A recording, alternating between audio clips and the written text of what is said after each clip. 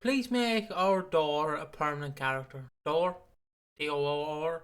When she gets out when she gets out, Sharon could give her a job cleaning in the gym. Obviously, Door being this lovely woman right here. As you can tell, she's a lovely woman. Look at that face. Um, she has more teeth Oh, you're than I do. whispering for? What? Well, you're whispering for? Door's not a secret. Oh, Door's not a secret. You're mumbling to yourself. Door needs to be a permanent character. She needs to be. She yes, was sorry. introduced in the prison scenes with Sharon, and where Sharon met Chrissy Watts for the first time in, like 19, 18 years? 19 years. Roughly, yeah. She was Sharon's cellmate, and she looked out for her, and she was that older. I've seen so much more shit than you don't even realize. And some people found it quite campy and cringy and annoying. I enjoyed the prison scenes. I thought they were a good way to, a breath of fresh air in its own way. Very contained. I personally enjoyed it, and I personally enjoyed Door as a character. So this is the petition that I'm not starting to make Doreen a permanent character. It's just, did you like her? I loved her. I think she'd be a great fit in modern EastEnders. Like if you team her up with Big Mo, like I was saying this dash off camera. Hold on, excuse me. I was saying this dash off camera. Like if you give them a TikTok, like Instagram Reels, fucking YouTube short, like 5 minute skit of Big Mo and Doreen just going around the square causing havoc. Not like a 15-year-old, spray painting walls, but just being like, oh, Alfie, I need money for the laundrette. Stuff like that. With a costing them out of money, Yeah. obviously. And then you cut to them, they're like in the bookies, placing bets, fucking smoking, drinking, having a laugh. I think it'd be great crack. Doreen reminds me of like an Irish person that you'd see like, on the streets who just doesn't give a fuck. Bit like the homeless I people mean, it's who just come up to me and like, it's one of want those money. weird things where they don't really need to, like, EastEnders always struggle with older characters on the show. Usually the older characters, if anyone's getting axed, they are fucking sent first, right? That's usually how it goes. The older characters, you're not like Dot, you're not like Ethel, you're not like anyone else. So it's time to go. And they have struggled to actually keep the momentum with these characters. They've done a myriad of different fucking characters where it's like, nah, bloody hell. It's like, what? Who have we had in the last couple of years? We had Vi Highway, who was awful. We Amber. had Miriam and Arshad, who were like, they were family with Masood, and they were Habiba and Ikra's and grandparents, something like that. They were related somehow. You had Ted and Joyce Murray. You did have Pam and Les, who I think probably got axed a bit too hastily, and I love them as a pairing, and I was gutted that they got axed when they did. But, and even then, so you have to go back till what, like 2015 to 2017, roughly. Like they weren't even there that long. Well, 2014 rather. Don't forget Obviously, Emmerdale. Les first appeared in 2012, but they left in 2016. So, and they joined officially in 2014. But like since then, they've pretty much been missing out on those like big older characters who they don't really have any storylines of their own, and that's fine. But they still make a part of the charm, a part of the character. And like I said to Piggy before I mentioned the TikTok series, like I said, imagine her and Big Mo having a con. They're having a con. They are scamming, they're wheeling and dealing, but it's also nothing that bad. But there could be all the fun scenes. Imagine her on the allotment, gardening, doing some shit like that. She has that East End charm to me. She has that fucking East End charm where she's kind of lovable but slightly unhinged, but still lovable nonetheless. Yeah. I look forward to it. If only Stevie was still here, there'd be a love triangle. Look at it go. Whoa. But yeah, and we're also missing we're missing the angry fucking loud mouth. We're missing that sort of character since Aunt Sal unfortunately died. You know, she'd just come back every now and then. She'd fucking lay some fucking hell and she'd fuck off again. And we need that sharp silver tongue devil to come back. And that is our Doreen. Yeah.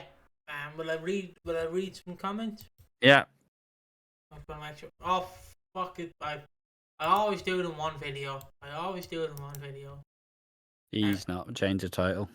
I only did it on the Reddit because I keep forgetting to fucking do it. You'd think I'd learn by now, but well, you still get me to check if we're framed up properly. Yeah, I know. It's been a good 6 months. I know. All right. I know I suck at my job. No need to tell me. Hold on, give me a second. I'm just doing any stuff from scratch. Sadly, I doubt Sharon can use the Stacey Slater method to adopt a jailbird after just a week. But I'd love for her to keep in touch and invite her to Walford when she's released. She seemed ridiculous in her first scene, but she quickly became the highlight of the week. She fit in well on the square, I think, and Big Mo needs a mate. I reckon they'd cause havoc. Exactly. This is Door. We share the cell. Oh, yeah? When March trumpet noises. Trying to give us a trumpet noise. Oh yeah, that's exactly how it'd be done. That's the United States president walking into the room. The other boat. I was just imagining Ronald Reagan just fucking walking into the room, or George Bush. Ah, well. Just fucking sorry, I had to bring it up. Like, in my head, they were wedding bells. It just sounded like fucking. My mind instantly just went to George Bush Jr. That press conference where they were throwing shoes at him. It's a great clip. Yeah, they'd be the new Doc and Ethel, thick as thieves. They would be awesome together. Dora is definitely a new fave. Dora in the lingerie living with Sharon as a new auntie to Albie. Oh. Yeah. I was going to ask if Sharon would realistically allow a criminal near kid to remember his father is Phil. She would blend in quite nicely. Have her team up with Mo and it would be perfect. Yeah, bring her. Could be the heartwarming Christmas story we need. Oh yes, I'm waiting for someone in the shred to be like, nah, I thought it was like GCSE drama. Fucking shit, fucking stupid character. What is she, fucking from Oliver Twist? Oh yes, I'd love our Door to join the square. It's a shame Rocky has gone. I could see him in Door and scenes. Definitely all Door staying in some way. Yeah. I forgot we had Rocky. Well, see, she doesn't need to become a fucking permanent. She doesn't need to become like a regular. She can just be a recurring character. Like, just put her on the market. Put her on the market. Have her have some scenes sometimes. Fucking great fun. So much personality. I haven't seen this episode yet, but this still reminds me of Lizzie Bursby from Prisoner Cell Proc Edge. Our new friend for Big Mo, maybe. A rival. Oh, yes, them two and Fat Elvis in a love triangle. I support this message. There could be there could really be a storyline there. Dor said something about sleeping rough boys if she was discovered camping out. Walford Sharon could give her a job and help her find a place to live. This would be such a great way to introduce a character into Walford and show Sharon's compassionate side. Yes, I think Dor will be a lovely addition to the cast. I think there's so much scope for a character development. Breed, absolute legend. Leo Sayer of the Square. I feel like she would be great on stage and Oliver Twist. She's fab. I get that vibe, but I hope she gets more storylines to the show and sticks around. I'm getting the vibe. It's Oliver Twist. Oliver Twist. Oliver Twist. The vibe says Oliver. I hope Sharon adopts her. Okay. This would be great. Dor could turn up on Sharon's doorstep on a release and sleep on the sofa. Could have some comical moments between her and Phil. I can only imagine Dor with no Big Mo. Dor could work in the lingerie and become that comic relief needed at that time. Yeah, like you do have Yolande work in the laundrette, but you know, she's not exactly the most comedic character. Like she's still fairly serious, especially in this last year. So it'd be good to have, because you need that. You need the comic relief, but you also need someone who can have like a conversation and advance the story. And it's what Yolande has done there, but just it also feels like it'll bring that like working class back to London. You know what I mean? Like the show's quite affluent. Let's be honest. Not very many poor people on the square, and even if they are, they're still living in ridiculously nice houses. Been saying this since I first saw her. That's for the first time I saw her. I agree. She was quite good, and I liked her. She would make a great regular cast member, and a friendship with Sharon. No one's saying this, but her and Shrimpy could have some mad scenes. Jailbird. Go on, Shrimpy, play that piano. And then she obviously goes,